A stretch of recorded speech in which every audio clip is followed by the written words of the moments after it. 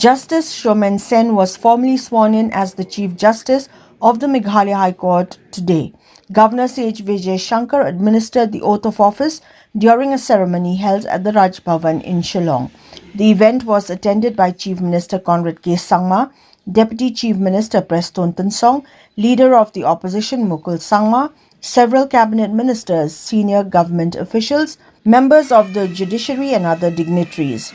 Justice Sen, who began his legal career in January 1991 after enrolling with the Bar Council of West Bengal, brings over 3 decades of experience to his new role. He was elevated as a judge of the Calcutta High Court on the 13th of April 2011.